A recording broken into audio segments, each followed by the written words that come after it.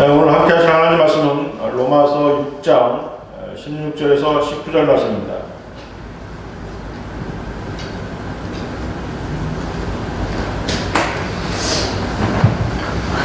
로마서 6장 16절에서 19절 말씀 찾으셨으면 제가 받들어 읽겠습니다. 너희가 자신을 종으로 들여 누구에게 순종하든지 너희가 순종하는 자의 종이 되어 죄의 종으로 사망에 이르든지 혹은 순종의 종으로 의에 이르는 줄 알지 못하느냐? 하나님께 감사드리는 것은 너희가 죄의 종이었으나 너희에게 전하여 준 교리의 본을 마음으로부터 순종하여 죄에서 해방되어 의의 종이 되었습니다. 너희의 육신이 연약함으로 내가 사람의 방식대로 말하노니 전에는 너희가 너희 지체를 부정과 불법의 종으로 내어 주어 불법에 이른 것 같이 이제는 너희 지체를 의의 종으로 들여 거룩함에 이르라. 네, 오늘 저는 순종의 종으로 살아가라는 주제로 여기 모이신 형제자매님들과 하나님의 말씀을 나누고자 합니다. 자, 우리는 죄의 종으로 살아왔습니다. 시편 51편 5절을 보면 보소서 내가 죄악 중에 조성되었고 죄 중에서 내 어머니가 나를 배웠나이다 라고 말씀하십니다. 죄를 지어서 죄인이 아니라 죄성을 지니고 태어난 것입니다. 이 죄성은 첫사람 아담으로부터 나온 것입니다. 그래서 로마서 5장 12절에는 이런 연유로 한 사람에 의하여 죄가 세상에 들어오고 그 죄로 인하여 사망이 왔으니 그리하여 모든 사람이 죄를 졌으므로 사망이 모든 사람들에게 전달되었느니라 라고 말씀하십니다. 앞으로 죄성을 이어가던 우리 인류는 세상을 살면서 여러 형태의 죄를 짓는 것입니다. 양심의 가책을 받고 이성이 갈등을 일으켜 행한 모든 것들이 다 죄인 것입니다. 거룩하신 하나님께서는 죄를 미워하시고 죄인들을 미워하십니다. 공의로우신 하나님께서는 이 죄에 대해서 결코 묵과하지 않으십니다. 그리고 반드시 심판하십니다.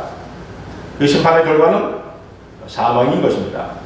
그래서 로마서 6장 23절은 죄의 싹은 사망이요 라고 말씀하시는 것입니다.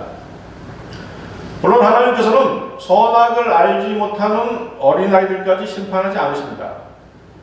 몇 살이라고 단정 지을 수는 없지만 그 아이가 선악을 알게 되고 자신의 행위가 잘못되었다는 것을 깨닫는 나이가 되면 하나님의 심판을 받을 수밖에 없는 것입니다. 우리가 증거될 때 선악을 알지 못하는 아이들은 주님을 영접하지 않았더라도 하나님께서 우리와 같이 구원받은 사람들과 같이 휴거시키는 것입니다. 자, 여러분들 신명기 1장 39절 한번 보십시오. 신명기 1장 39절 그 말씀이 나와 있죠.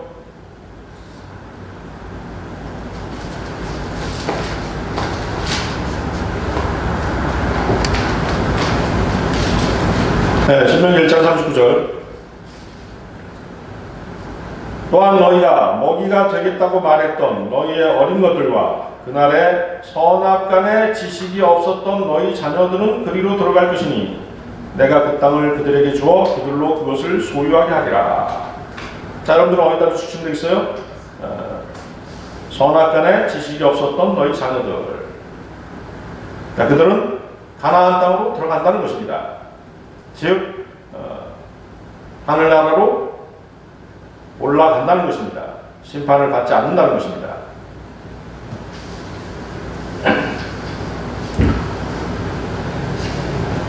자, 종에게 있어 가장 중요한 게 무엇입니까? 순종이겠죠? 종이 순종할 줄 모른다면 그는 종이 아닙니다. 따라서 사람이 누구에게 순종하느냐에 따라 그 사람이 종이 되는 것입니다.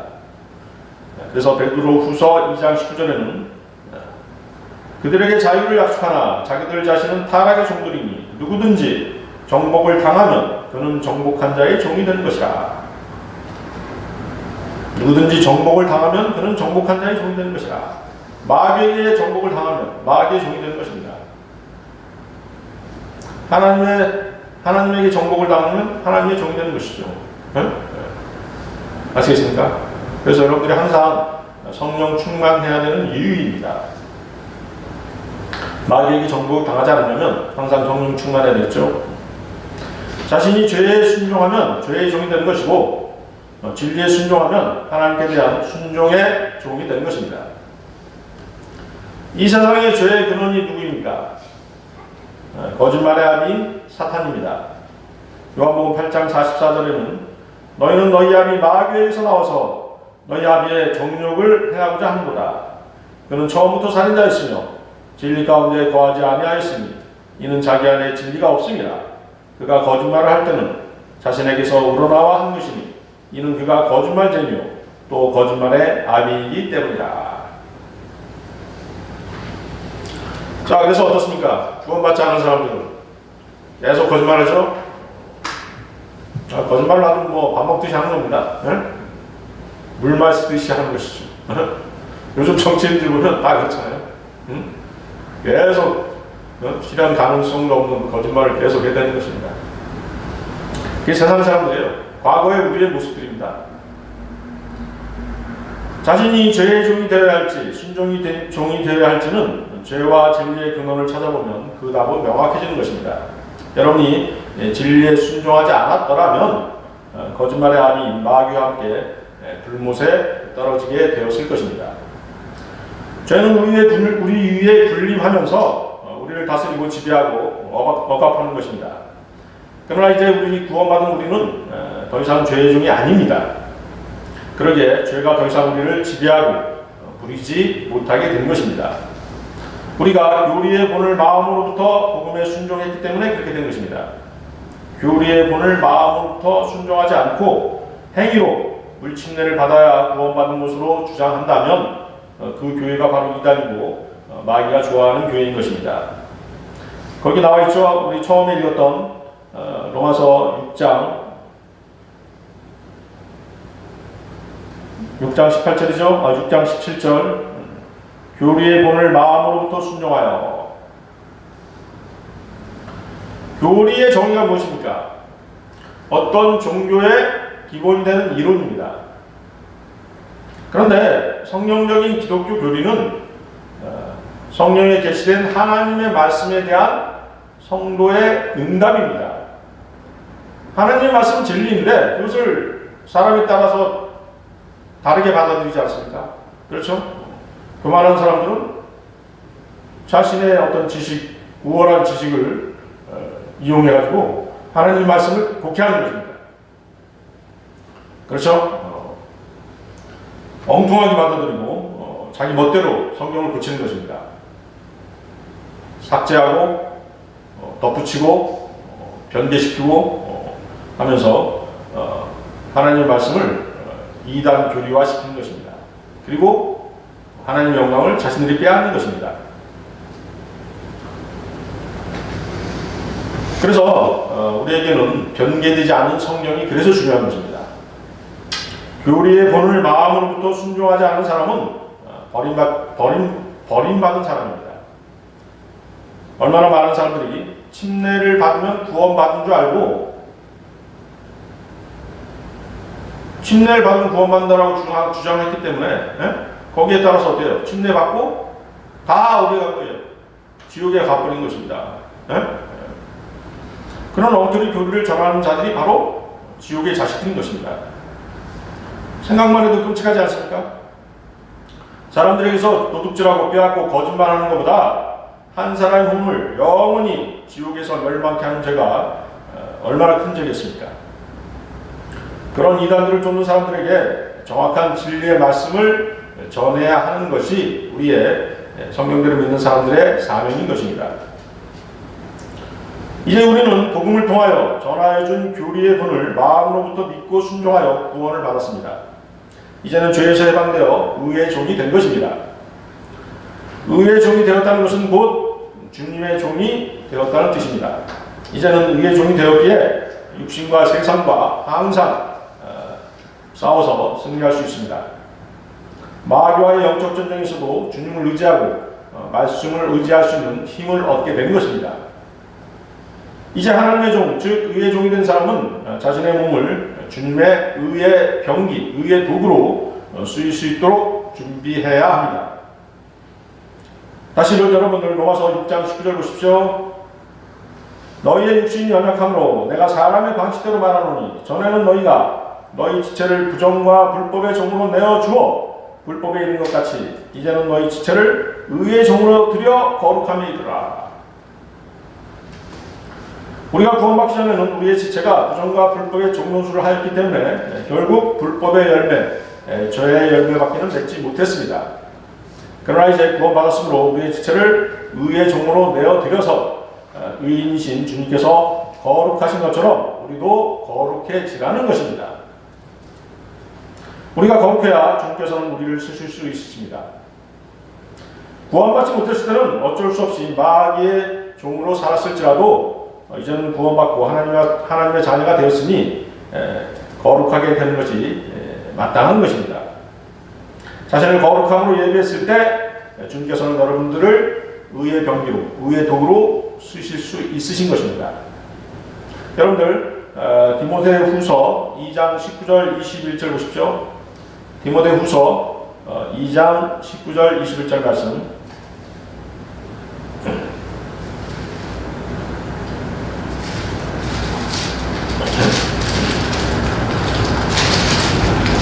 찾으셨습니까? 디모데후서 2장 19절 21절 말씀. 그러나 하나님의 기초는 확고히 서 있고 이러한 공인이 있으니 곧 주께서는 자기에게 속한 자들을 아시며 또 그리스도의 이름을 부르는 자는 누구라도 죄악에서 떠나라는 것이라. 큰 집에는 금과 은으로 만든 그릇들뿐만 아니라 나무와 진흙으로 만든 그릇들도 있어 어떤 것들은 귀히 여기고 어떤 것들은 천히 여기느니라. 그러므로 이런 것들에서 자기를 깨끗하게 하는 사람은 귀한 그릇이 되어 거룩하여지고 주인이 쓰기에 합당하며 모든 선한 일을 위하여 예비되느니라. 자, 자기를 깨끗하게 하는 사람은 귀한 그릇이 되어, 그렇죠? 하나님께서는 깨끗한 그릇, 귀한 그릇을 쓰시는 것입니다. 이제 주님의 소유가 된 여러분은 자신을 거룩하게 예비해서 주님께 내어드려야 마땅합니다. 그것은 주님께 무조건 순종함으로써만이 가능한 것입니다. 여러분이 주님의 종이 되었다는 것은 언제든지 주님의 명령을 따르는 순종의 종이 되어야 하는 것입니다. 자, 순종의 종으로 살라. 첫 번째는 정결함으로 하나님을 섬기라입니다. 정결함으로 하나님을 섬기라. 여러분들 히브리서 9장 13절 14절 말씀 보십시오. 히브리서 9장 13절에서 14절 말씀.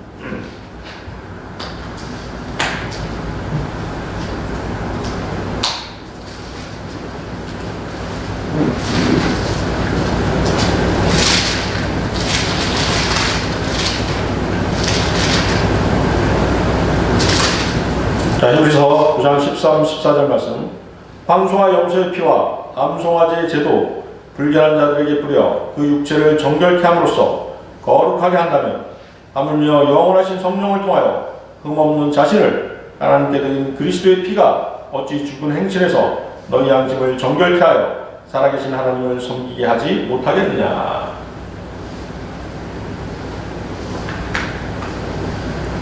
자, 본문은 구약 율법의 정결례 중에 죽음으로 인한 부정을 깨끗하게 하는 정결법을 예로 들고 있습니다.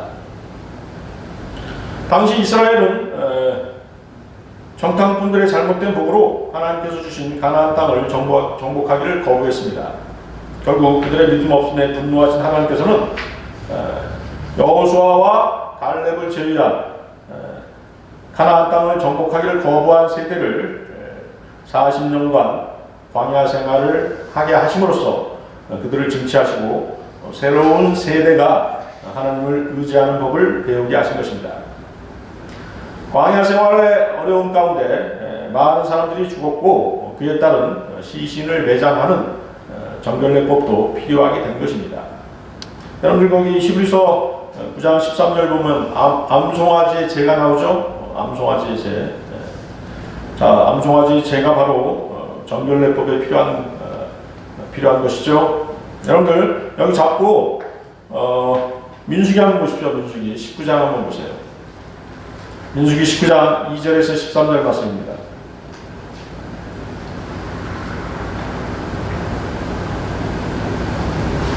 자, 짐승을 잡아서 피를 뿌리는 것 말고도 또 그 짐승의 사체를 태운 재까지도 정결례법에 사용되었다는 것입니다. 찾으셨나요? 민수기 19장 2절에서 13절 말씀. 자, 길지만 읽어보겠습니다. 굉장히 중요한 그 내용이죠. 여기 여러 가지 아주 다양한 비유들이 많이 나옵니다. 언니가 나중에 또 시간이 되면 한번 이 부분에 대해서 자세하게 한번 설교할 생각입니다. 이것이 주가 명한 법의 율례니 이스라엘 자손에게 일러 점도 없고 흠도 없는 멍에 매지 아니한 붉은 암송아지를 내게 가져오게 하여 너희는 그것을 제사장 엘라살에게 줄 것이요 그러면 그는 그것을 진영 밖으로 끌어내어 누군가 자기 목전에서 그것을 잡게 할지니 제사장 엘라살은 자기 손가락으로 그 피를 찍어 회중의 손막 앞을 향하여 그 피를 7번 뿌릴지니라. 또 암송아지를 자기 목전에서 불사르게 하되 그 가죽과 그 고기와 그 피와 그 똥을 불사르게 하고 제사장은 백향목과 우슬초와 주홍색 실을 취하여 암송아지를 사르는 불 가운데 던질지니라. 그리고 나서 제사장은 자기 옷을 빨고 물로 자기 몸을 씻은 후에 진영에 들어올지니 제사장은 저녁까지 불결하리라. 송아지를 불사른 자도 자기 옷을 물로 빨고 물로 자기 몸을 씻을지니 저녁까지 불결하리라. 깨끗한 사람이 암송아지의 재를 모아서 진영 밖 깨끗한 곳에 쌓아둘지니 그리하여 그것을 이스라엘 자손의 회중을 위한 성별의 물에 쓰기 위해 간수할 것이니라.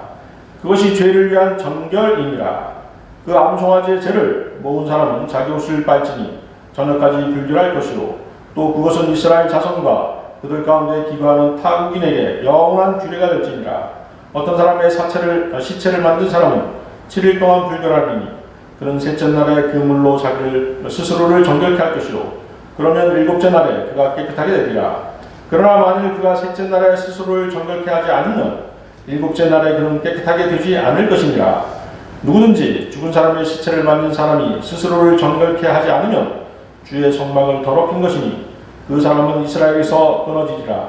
이는 그 사람에게 성결의 물을 뿌리지 않았으므로 그가 불결하며 그의 불결이 아직도 그에게 있음이니라. 자, 좀 복잡한 정결례법이죠. 여기서 이제 여기 있는 내용들을 시간 관계상 오늘 주제하고도 많이 벗어나기 때문에 다 설명할 수는 없습니다. 근데 여러분들이 주목해야 될 것은 뭐예요? 붉은 암송아지죠. 붉은 암송아지. 붉은색은 피를 상징하죠. 그렇기 때문에 붉은 암송아지는 예수 그리스도의 보혈, 피 흘리시는 예수 그리스도를 상징하는 것입니다. 그 다음에 여러분들이 이제 주목해야 될 게 암송아지를 태워서 나온 재가 있죠? 재는 무엇을 뜻하는 걸까요? 성경 신약 성경에서 뭐예요? 말씀에 의한 물로 씻는 것을 의미하는 것입니다. 말씀에 의한 물로 씻는 것. 자, 여러분들이 어때요? 예수 그리스도의 피로 구원을 받았죠? 그렇죠? 구원받은 후에 어떻습니까? 짓는 죄들이 있지 않습니까? 짓는 죄들 어때요? 자백해야죠? 자백하고 말씀의 물로 씻는 것입니다. 말씀으로 자신을 바로 잡아야 되는 것입니다. 아시겠죠? 그래서 암송아지의 죄가 상징하는 것이 바로 말씀의 물로 씻는 것, 말씀으로 자신을 바로 잡는 것을 상징적으로 보여주는 것입니다. 아시겠습니까?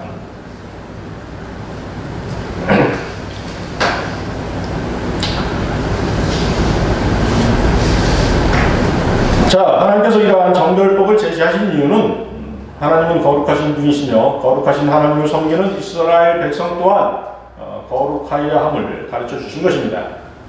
하나님께서는 육신적인 정결 의식을 통해서 영적인 정결의 중요성을 일깨워 주신 것입니다.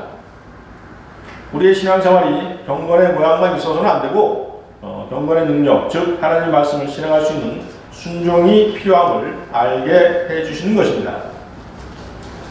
자, 히브리서 9장 14절도 보십시오. 다시 보십시오. 하물며 영원하신 성령을 통하여 흠없는 자신을 하나님께 드린 그리스도의 피가 어찌 죽은 행실에서 너희 양심을 정결케 하여 살아계신 하나님을 섬기게 하지 못하겠느냐. 자, 이 14절은 우리가 죄와 싸우는 영적 전쟁을 할 때 도움을 주시는 귀중한 하나님의 약속입니다. 주님의 피는 양심을 정결케 하는 것입니다. 그리스도인이 과거에 지은 죄와 육신의 죄된 생각으로 갈등이 생기고 괴로울 때 그리스도의 피를 주장할 수 있는 것입니다. 이것을 뭐라고 합니까? 피에 탄원하기. 피에 탄원하기라고 하죠. 그렇죠? 우리는 뭐예요? 예수 그리스도의 피를 믿는 믿음으로 구원을 받았지 않습니까? 그렇죠? 그렇기 때문에 우리에게 어떤 문제가 생기고 갈등이 생기면 계속 예수 그리스도의 피를 주장할 수 있는 것입니다. 예를 들어서 이런 것이죠. 막 나쁜 생각이 들고 어떤 갈등이 생길 때가 있지 않습니까? 그렇죠? 아주 좋지 않은 생각들이 들고 그때 어때요? 우리 기도할 수 있지 않습니까? 무엇을 기도하는 것입니까? 위대하신 주 예수 그리스도의 위대하신 이름과 주 예수 그리스도의 보혈의 능력으로 내가 명하노니 너 악한 영아 내게서 떠나가라. 이런 식으로 명령할 수도 있고 기도할 수도 있는 것이에요. 예수 그리스도의 피를 다시 소환해서 우리 주장할 수 있는 것입니다. 이게 우리 구원받은 그리스도인의 아주 커다란 특권입니다. 아시겠죠? 그 말씀을 하시고 계신 것이에요. 그리스도인은 그의 내외적인 모든 생각과 행실에다가 예수 그리스도의 피, 주님의 피를 적용할 수 있는 것입니다. 구원받은 후에도 그게 가능하다는 것이에요. 아시겠죠? 우리 약한 믿음을 더 강하게 세워주실 수 있는 것입니다. 무엇이? 예수 그리스도의 피가. 아시겠죠? 이것이 주님께서 약속하신 주님의 피를 믿는 믿음을 통한 자유함입니다. 약함이 아니라 그 약함을 드러냄으로써 우리는 자유케 되는 것입니다. 자, 그리스도의 피가 양심을 정결케 합니다. 민수기 19장에 붉은 암송아지는 무엇을 상징한다고 했어요? 피 흘리신 예수 그리스도. 그렇죠? 그것을 상징하는 것입니다. 그리고 붉은 암송아지를 불살라서 나온 재. 그것은 뭐라고 말씀드렸어요? 신약에서의 말씀의 물. 말씀의 물을 상징합니다. 자, 여러분 여기 잡고 에베소서 한번 보세요. 에베소 5장 26절 27절. 우리가 예수 그리스도의 피를 믿는 믿음으로 구원을 받았어도 구원받은 후에 죄를 자백하고 말씀의 물로 씻어야 되는 그런 과정들이 있지 않습니까? 그렇죠? 자, 에베소서 5장 26절 27절 말씀 찾으셨습니까? 자, 거기 어떤 말씀이 나옵니까? 이는 그가 교회를 말씀에 의한 물로 씻어 거룩하게 하시고 깨끗게 하사 자기 앞에 영광스러운 교회로 나타내서 점이나 주는 것이나 또는 그러한 것들이 없이 거룩하고 흠없게 하려 하시느니라. 그렇죠? 정확하게 나와 있죠? 그래서 암송아지의 재를 타서 만든 물, 그것이 바로 뭐예요? 신약에서는 말씀에 의한 물. 아시겠죠? 그렇게 상징되는 것입니다. 자, 십자가에서 흘리신 그리스도의 피는 우리의 양심을 정결케 할 수 있습니다. 양심을 괴롭게 하는 어떠한 싸움에서도 성도는 주님의 피를 신뢰함으로써 자유롭게 되는 것입니다. 로마서 6장 22절에는 그러나 이제는 너희가 죄로부터 자유롭게 되고 하나님의 종이 되어 거룩함에 이르는 열매를 얻었으니 그 끝은 영생이니라. 우리가 주님의 피에 탄원함으로써 자신을 정결케 하는 행위, 대단히 중요하겠죠? 대단히 중요합니다. 여러분들의 연약한 믿음을 더 굳건히 해주는 그런 행위가 될 수 있는 것입니다. 이것은 영적 전쟁에서 가장 큰 무기 중에 하나입니다. 성도들은 항상 위대하신 주 예수 그리스도의 이름으로 기도하고 그분의 보혈의 능력을 적용해서 양심을 정결케 함으로써 자유함을 얻는 것입니다. 그 자유함 가운데서 우리가 믿음 생활을 계속해 나갈 수 있는 것입니다. 자, 순종의 종으로 살라. 두 번째는 그리스도를 따르라. 여러분들 요한복음 12장 보십시오. 요한복음 12장 24절 26절 말씀요.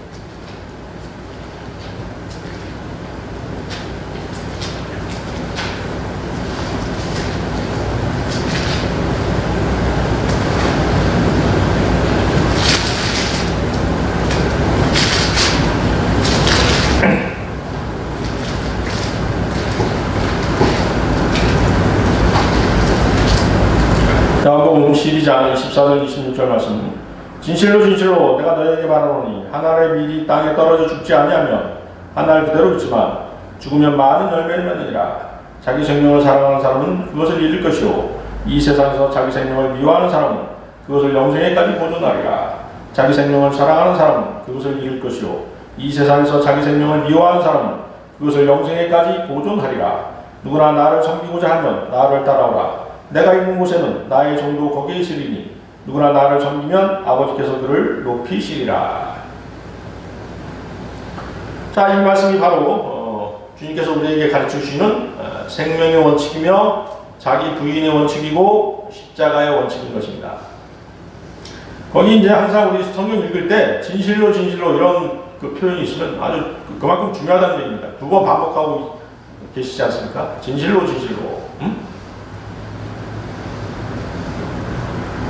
생명의 원칙, 자기 부인의 원칙, 십자가의 원칙이 다 들어있기 때문에 주님께서 강조하신 것입니다. 자, 이 원칙은 어떻습니까? 사람의 생각과는 다르죠? 그렇지만 그것이 하나님의 원칙입니다. 여러분들 성경 읽다 보면 내 생각하고 많이 차이가 나는 부분들이 있을 거예요. 자, 여러분들은 그 자기 생각을 어때요? 하나님의 말씀에 맞춰야 되는 것입니다. 뭔가 있다 보면 불편한 부분이 있어요. 이건 아닌 것 같은데 너무하신 거 아닙니까? 뭐 이런 생각이 드는 그런 내용들이 있습니다. 근데 여러분들이 이제 계속 반복해서 읽다 보면 어때요? 그 말씀에 이제 수긍하게 되는 것이죠. 말씀에다 자신을 맞춰야 되는 것이죠. 아시겠습니까? 이해하시죠? 예를 들어서 뭐 이제 느헤미야, 에스라 이런 거 읽다 보면 어때요? 그 이스라엘 사람들이 이방인들하고 결혼하지 않습니까?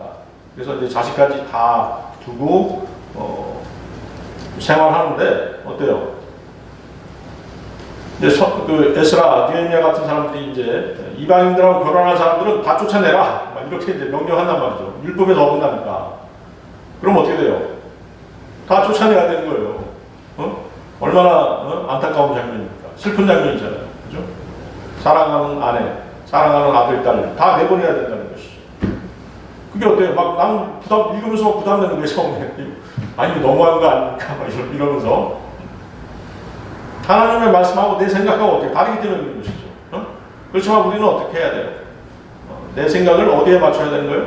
하나님의 말씀을 맞춰야죠. 그래야지 우리가 옳은 분별력을 가지고 신앙생활을 할 수 있는 것입니다. 거기에 포함된 여러 가지 하나님의 말씀들이 있지 않습니까? 하나님의 뜻이 있기 때문에 내쫓으라고 하신 것입니다. 완전한 성별이죠. 완전한 성별. 이방인들과의 완전한 성별, 세상과의 완전한 성별. 하나님은 거룩하신 분이기 때문에 완전한 성별을 요구하신 것입니다. 그게 율법이죠. 그렇지만 이제 뭐 신약에 와서는 어때요? 고난이 따르죠. 구원받지 않는 사람하고 이제 결혼하게 되면 고난이 따를 수밖에 없습니다. 자, 이제 그런 얘기들은 또 다음에 또 하기로 하고. 자, 그러면 우선 그 생명의 원칙부터 한번 살펴볼까요? 생명의 원칙. 성경은 영원한 생명은 예수 그리스도 우리 주님 안에 있다고 말씀하고 계시죠. 요한복음 1장 4절 말씀을 보면 그분 안에 생명이 있었으니 그 생명은 사람들의 빛이라 고 말씀하십니다. 생명 되시는 주님께서는 우리에게 영원한 생명을 주시려고 십자가에서 고난을 당하셨습니다. 그리고 성령님께서는 주님을 믿는 사람을 인치시고 성령 침례를 통해서 주님 안으로 집어넣어 주셨습니다. 주님 한 분의 죽음이 수많은 사람들을 생명으로 인도한 것입니다. 자, 여러분들 농사를 지어본 분, 또 작물을 재배해본 분들은 아실 겁니다. 한 알의 밀이 땅에 떨어져 죽지 않으면 한 알 그대로 남아있지만 죽으면 많은 열매를 맺느니라. 실감하신가요? 실감하세요? 자, 언젠가 제가 그 시감자 하나 그 화분에다 심은 적이 있다고 말씀드렸잖아요. 그죠? 이게 뭐 갑자기 막 쑥쑥쑥 크게 막 올라오는 거예요. 뭐 자고 일어나 보면 벌써 몇 센치씩 막 크는 겁니다. 그러다 이제 어때요? 꽃도 피었어요. 꽃을 피우고 나더니 갑자기 이제 안 자라요. 안 자라고 갑자기 시들어지는 거예요. 갑자기. 막 일으켜 세우고 물도 주고 막 그래도 갑자기 꼬꾸라지더라고요. 그래서 어떻게 했어요? 이게 죽었나 보다. 다른 걸 심어야 되겠다 싶어가지고 딱 걷어내려고 어때요? 딱 잡고 이렇게 뽑았죠. 뽑았더니 어때요? 밑에 감자가 줄줄이 따라 올라오는 거예요. 아시겠어요? 그래서 좀 실한 감자 2알 요리해서 먹었죠. 하나의 빈이 땅에 떨어져 죽지 않으면 하나 그대로 남아있지만 죽으면 많은 열매를 맺느니라. 이것이 바로 뭐예요? 생명의 법칙인 것입니다. 생명의 원칙이에요. 주님께서 희생되심으로써 많은 사람들이 구원을 받은 것이지 않습니까? 그리스도의 삶도 마찬가지입니다. 자신의 옛사람이 죽어서 새 생명으로 태어나지 않으면 하나님의 은혜로 풍성해질 수가 없는 것입니다. 구원받은 후에도 매일매일 자신을 십자가에 못 박지 않으면 풍요로워질 수가 없는 것입니다. 자신을 십자가에 못 박는다는 것이 무엇입니까? 자신의 자아를 부인하는 것입니다. 이것이 바로 자기 부인의 원칙이고 십자가의 원칙인 것입니다. 빌립보서 3장 18, 19절을 보면 내가 자주 너희에게 말하였고 지금도 눈물로 말하지만 많은 사람이 그리스도의 십자가의 원수들로 행하고 있느니라. 그들의 종말은 파멸이며 그들의 하나님은 자기들의 배요 그들의 영광은 자기들의 수치 속에 들어있고 그들은 땅의 것들을 생각하느니라. 자기를 부인하고 십자가에 스스로 달리지 않으면 십자가의 원수가 된다고 성경은 말씀하시는 것입니다. 사도 바울이 빌립보서 3장 17절에서 우리에게 뭐라고 말했습니까? 나를 따르는 자가 되라 하고 권면했습니다. 나를 따르는 자가 되라. 자, 이 말씀은 자기 자신을 부인하고 십자가에 스스로 달릴 것을 권면한 말인 것입니다. 자기는 십자가에 달리지 않으면서 나를 따르는 자가 되라 라고 말한다고 한다면 그 사람은 상당히 유선적인 사람이죠. 그렇죠? 유선적인 사람인 것입니다.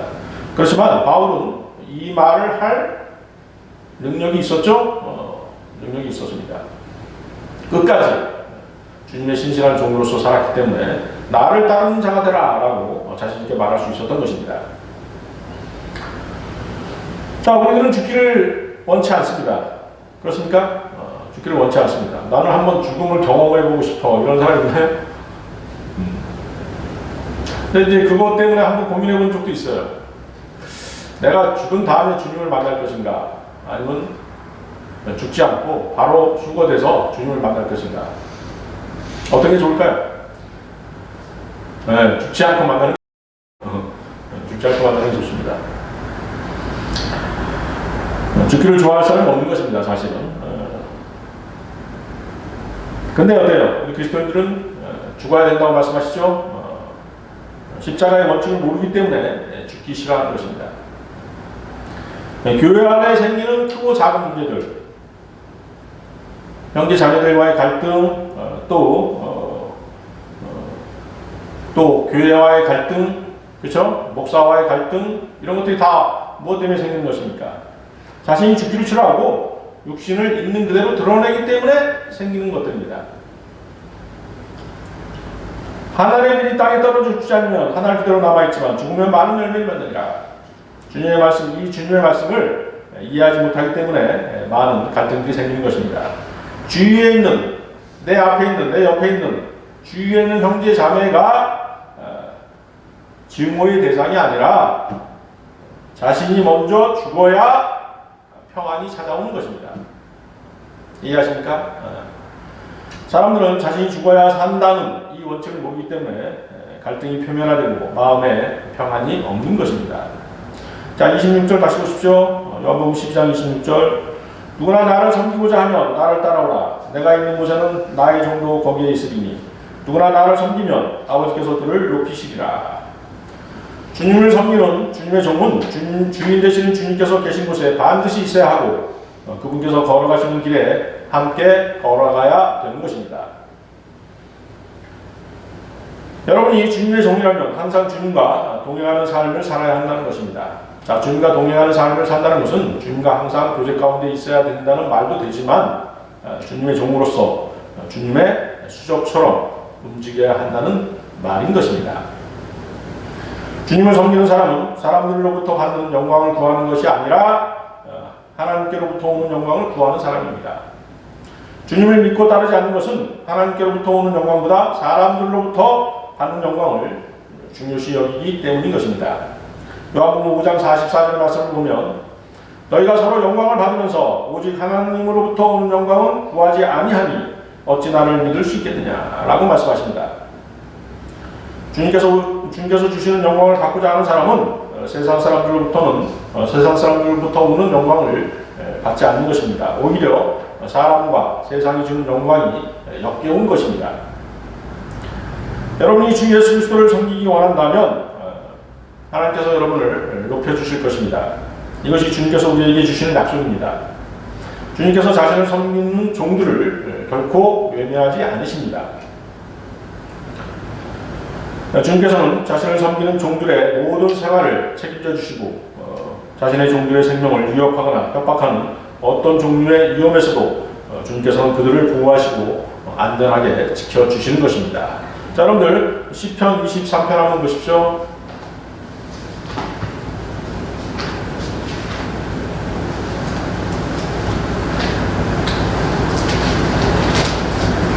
주님께서 자신의 종을 안전하게 지켜주지 않으신다면 누가 지켜주겠습니까? 그렇죠?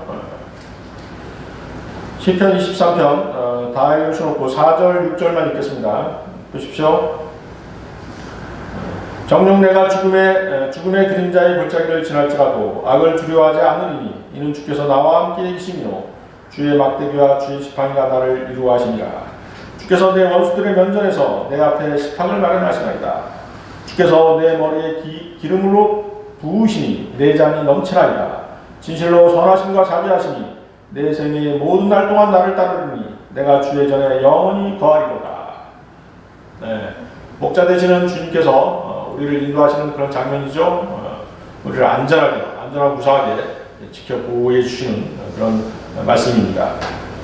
거듭난 사람은 악으로부터 보호를 받으며 주님은 우리가 하늘나라에 이를 때까지 그렇게 지켜주시는 것입니다. 자, 그러나 오해하지 말아야 될 것은 여러분들이 아무렇게나 살고 육신대로 산다면 보호받지 못할 수도 있다는 것입니다. 여러분들이 주님을 섬기고 주님의 몸된 교회를 섬기며 주님의 지체들인 형제 자매들을 섬기면 하나님께서는 그것을 결코 잊지 아니하시고 보상하시는 분이신 것입니다. 여러분들이 대적에게 둘러싸여 있을 때라도 하나님께서는 여러분 앞에 식탁을 차려주십니다.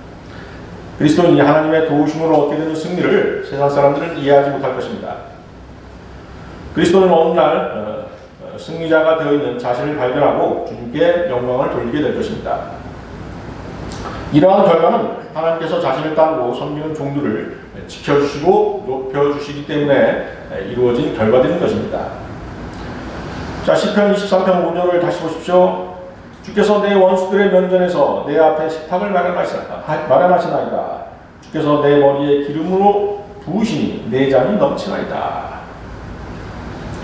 하나님께서는 원수들 앞에서라도 자기 백성들에게 성대한 만찬을 베풀어 주실 수 있으신 분이신 것입니다. 주님께서는 우리와 동행하는 삶을 원하시기에 우리 안에 들어와 계신 것입니다. 이 사실을 여러분들은 항상 인식하고 즐거운 마음으로 주님과 함께 동행하는 삶을 살며 주님을 섬기는 삶을 산다면 주님께서는 여러분들의 모든 것을 지켜주시고 축복해 주실 것입니다. 자, 여러분들은 항상 염두에 두고 계신가요? 내 안에 주님이 계시다. 이 사실을 항상 염두에 두고 계신 것입니까? 네, 그러셔야 됩니다. 그러셔야지 여러분들이 주님을 더 잘 섬길 수 있고 주님과 더 확실한 교제 가운데서 신실한 삶을 살 수 있는 것입니다. 그렇게 되면 시편 23편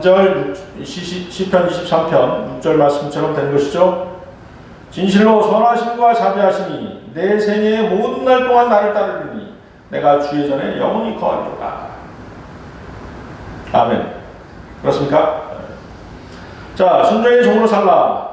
세 번째는 섬기는 종이 받을 심판과 보상이 있습니다.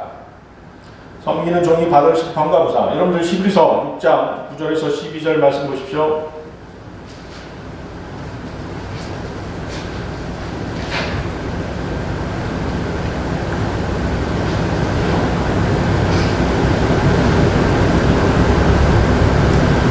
히브리서 6장 9절에서 12절 말씀.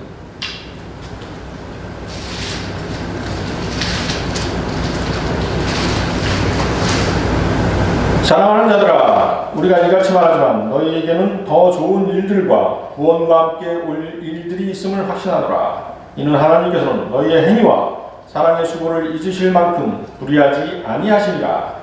그 사랑은 너희가 성도들을 섬겼고 또 지금도 섬김으로써 그분의 이름을 향해 보이는 것이라. 우리는 너희 각자가 끝까지 소망의 온전한 확신을 향하여 같은 부지런함을 보여주기를 바라노니, 이는 너희가 게으른 자가 되지 아니하고 믿음과 인내를 통하여 그 약속들을 유혹으로 받는 사람들을 따르는 자들이 되게 하려는 것이라. 자, 본문은 1차적으로 대환란을 통과하는 유대인들을 향한 말씀입니다. 자, 하지만 영적으로 주님을 섬기는 지체들을 섬기는 작금의 그리스도인들에게도 적용될 수 있는 것입니다.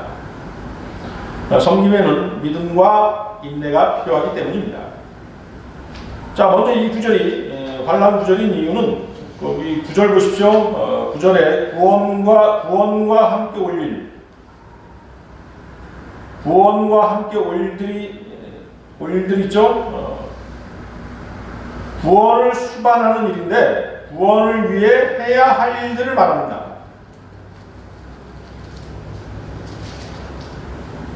자, 그러면 어떻게 돼요? 구원을 위해 해야 할 일. 10절을 보면 행위로 믿음을 지키고, 11절에 보면 끝까지 지켜야 하고, 12절에는 마지막에 얻을 유업을 위해 인내로 견뎌야 하는 것을 말하는 것입니다. 본문이 대환란을 통과해야 하는 유대인들에게 말하고자 하는 것은 너희는 인내로 이 환란을 통과해야 한다. 끝까지 소망의 확신을 잃지 말고 한결같은 마음으로 너희 믿음을 지켜라 하는 것입니다.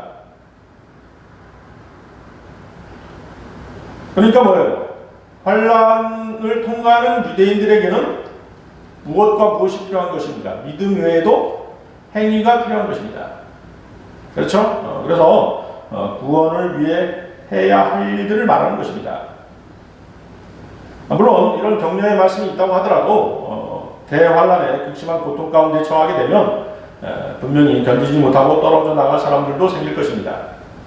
그러나 신실하신 하나님께서는 자기 백성들에게 인내로 그 환란을 통과하도록 힘을 북돋워주고 계신 것입니다. 자, 교리적으로는 구원과 함께 올 일들이라는 의미는 구원을 위해서 어떤 행위를 해야 한다는 것을 보여주고 있는 것입니다. 이것이 전환기적인 책인 마태복음이나 히브리서에서 강조하는 교리입니다. 교회 시대의 교리와는 완전히 다르죠? 만약 교회 시대에 구원을 위해 어떤 행위를 제시한다면 그것은 이단 교리인 것입니다. 하지만 히브리서의 특수한 이치는 교회 시대에 놓여지기보다는 환란 시대에 놓여져 있다는 사실을 여러분들은 알아야 되는 것입니다. 그래서 9절에서 함께 올 일들은 끝까지 인내로 견디며 하나님의 계명들을 지키는 것에 적용되어야 하는 것입니다. 자, 물론 본문은 교회 시대 성도들에게 영적으로 적용될 수 있습니다. 구원과 함께 올 일들은 교회 시대 그리스도인들에게는 구원의 결과로서 오는 일이라고 볼 수 있기 때문입니다. 자, 구원의 결과로서 오는 일들 있죠? 자, 한번 따져보면 뭐가 있을까요? 만약에 어떤 죄인이 구원받기를 원한다면 먼저 그는 하나님의 말씀을 믿어야 되겠죠? 자신이 죄인임을 자백해야 됩니다. 그리고 복음을 듣고 죄와 심판이 있다는 사실을 알고 또 지옥의 형벌이 있음을 알고 그 두려움 가운데서 그 문제를 해결하기 위한 방법을 찾게 될 것입니다. 그렇지만 어때요? 자기 자신에게는 그런 능력이 없죠. 자신을 구원할 능력이 없다는 사실을 알게 되고 결국에는 무엇을 의지하게 되는 것입니까? 갈보리 십자가에서 흘리신 예수 그리스도의 보혈을 의지하게 되는 것입니다. 나에게는 나를 구원할 능력이 없지만 예수 그리스도에게는 나를 구원할 능력이 있다는 사실을 깨닫게 되는 것입니다. 그리고 그는 그리스도의 보혈을 믿음으로써 구원을 받게 되는 것입니다. 자, 이때 그의 구원은 이루어지는데 바로 이러한 일들이 이 시대의 죄인들에게 구원과 함께 올 일들이 될 수 있는 것입니다. 이해하십니까? 자, 구원과 함께 올 일들은 또한 구원받은 이후의 결과로도 적용될 수 있습니다. 자, 구원받은 이후 여러분들한테 어떤 일이 있었습니까? 자, 구원받은 사람은 구원받지 않은 사람보다도 죄의 무서움을 더 강하게 느끼게 될 것입니다. 죄의 무서움에 대해서 더 깊이 알게 되는 것이죠. 왜? 자기 자신이 죄 때문에 고민하다가 구원을 받았기 때문입니다. 그렇기 때문에 어떻습니까? 그는 신앙생활 하면서 때때로 짓는 죄를 주님 앞에 자백하게 될 것입니다.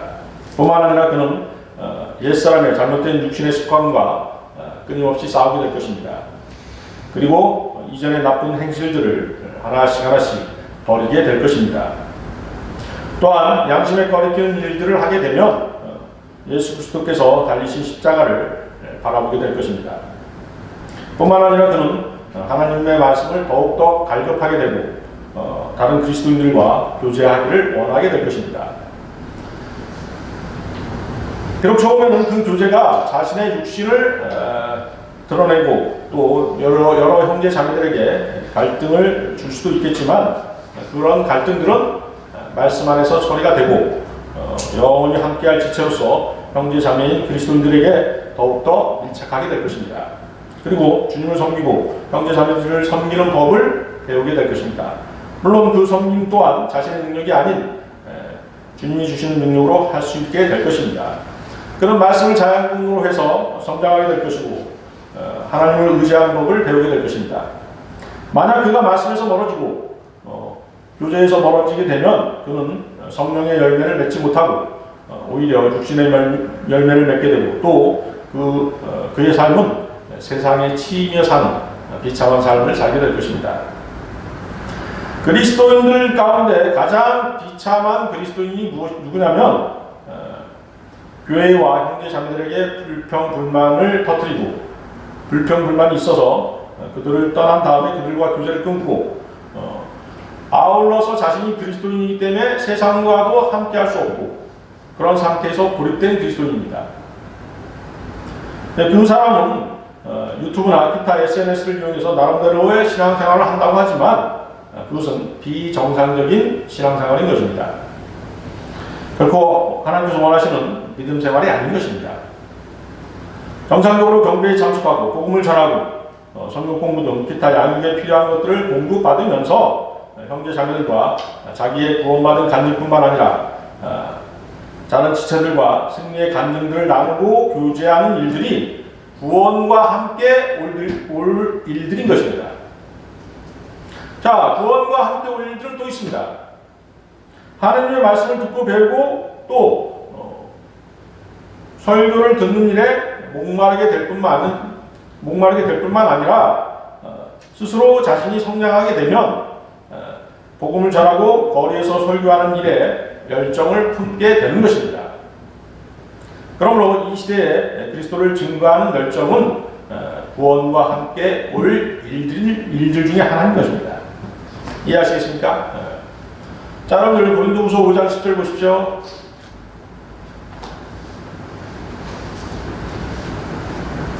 자, 그래서 구원과 함께 올 일들은 두 가지로 적용될 수 있죠.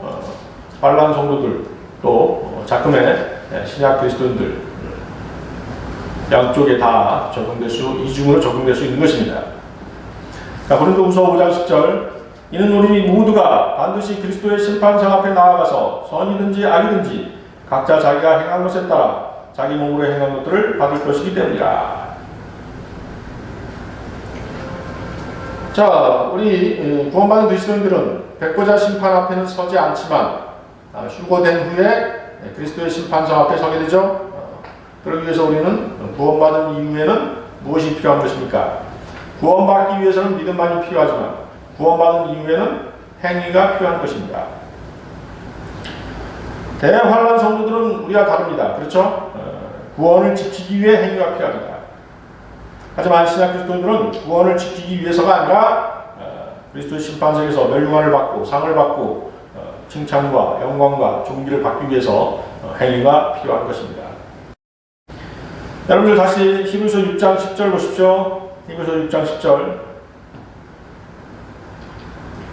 하나님께서 너희의 행위와 사랑의 수고를 잊으실 만큼 불의하지 아니하시니라.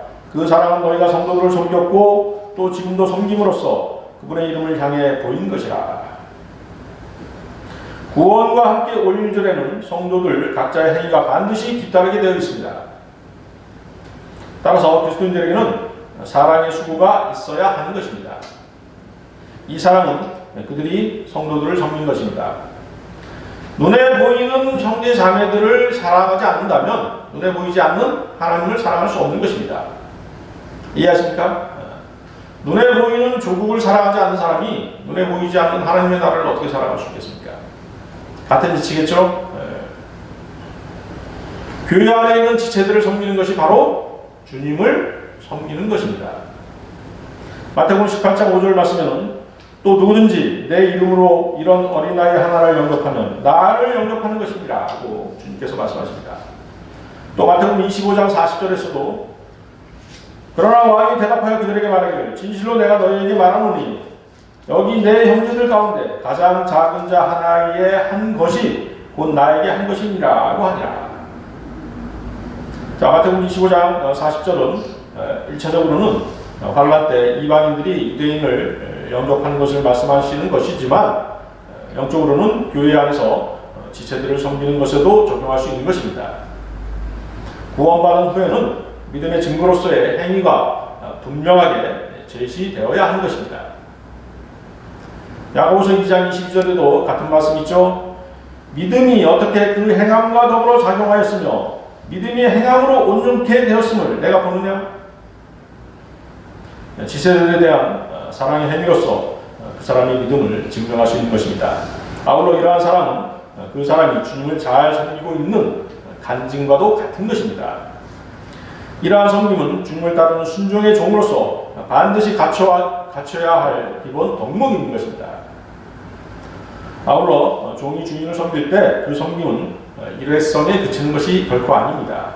여러분들 또 누가복음 17장 한번 보십시오. 누가복음 17장 7절에서 10절 말씀입니다.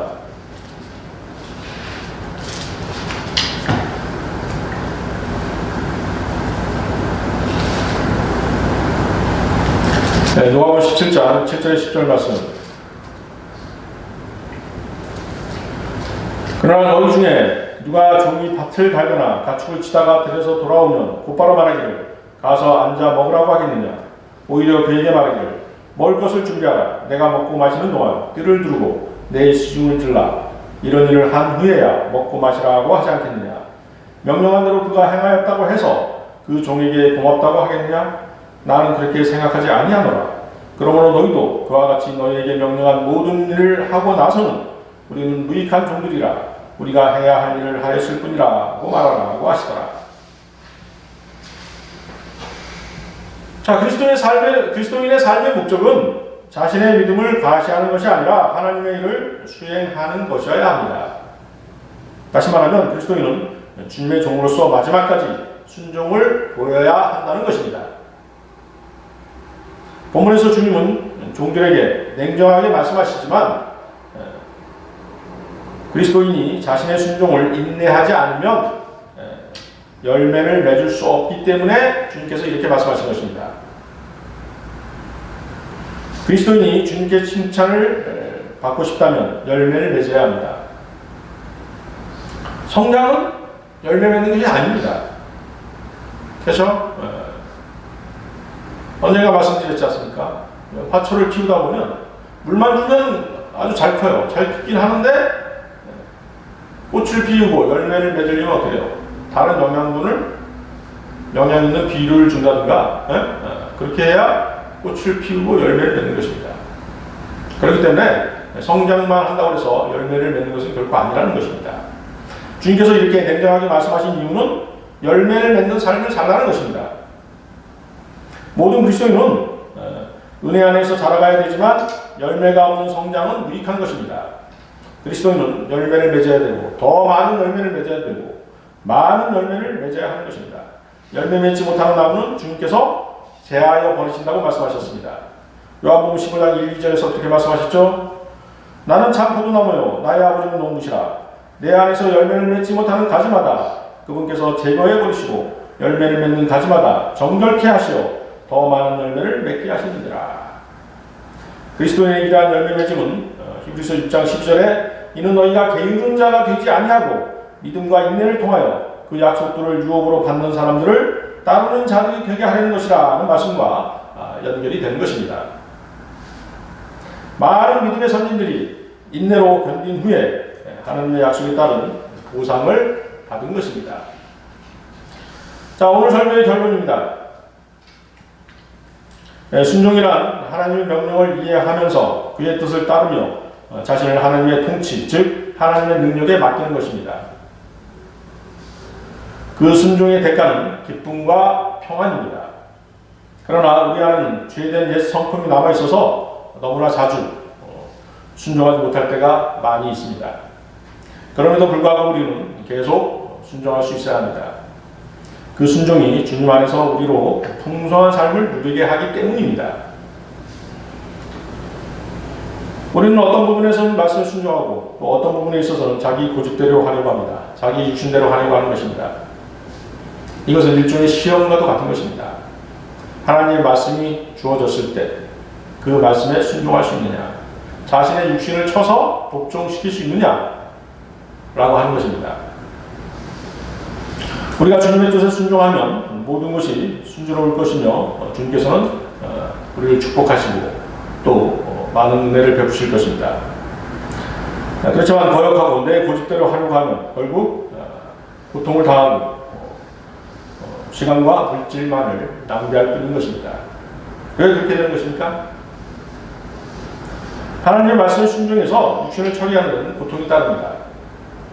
그만큼 하나님의 말씀은 정련되어 있고 순수하기 때문인 것입니다. 순수하지 않은 육신이 순수한 하나님의 말씀에 순종하기가 그렇게 쉬운 것이 아니라는 것입니다. 그래서 우리는 자신의 육신을 쳐서 하나님의 말씀에 반드시 복종시켜야 하는 것입니다. 그러면 하나님께서는 우리에게 능력을 주시는 것입니다. 자, 어떤 설교자가 이런 얘기를 했습니다. 그 설교의 제목이 순종의 의무라는 제목인데, 자, 한번 들어보십시오. 만약 주님께서 저 장애물을 뛰어넘어야 한다고 말씀하신다면 저는 그대로 순종할 것입니다. 이는 뛰는 것은 제가 할 일이고 그 장애물을 넘게 해주시는 것은 하나님께 속한 일이기 때문입니다. 무슨 뜻인지 아시겠습니까? 우리가 순종하겠다고 결심하면 나머지 일들은 다 주님께서 책임져 주시는 것입니다. 다 같이 기도하시겠습니다. 우리를 흑암의 권세에서 구원하여 주시고 사랑하는 주님의 나라로 옮겨주신 주 하나님 아버지께 이 시간 감사와 찬양과 모든 영광을 돌려드립니다. 오늘 저희들 순종의 종으로 살라 하는 주제로 하나님의 말씀을 나누었습니다. 저희들 죄 가운데 태어나 죄의 종으로 살았으나 갈보리 십자가에서 흘리신 주님의 보혈의 공로로 죄에서 정결케 되어 살아계신 하나님을 섬길 수 있게 해주심에 대해서 진심으로 감사합니다. 이제 저희들 주님을 따르는 순종의 종으로 주님을 따르오니 성령의 인도하심으로 주님의 뜻에 따라 살 수 있도록 생을 인도하여 주시옵소서.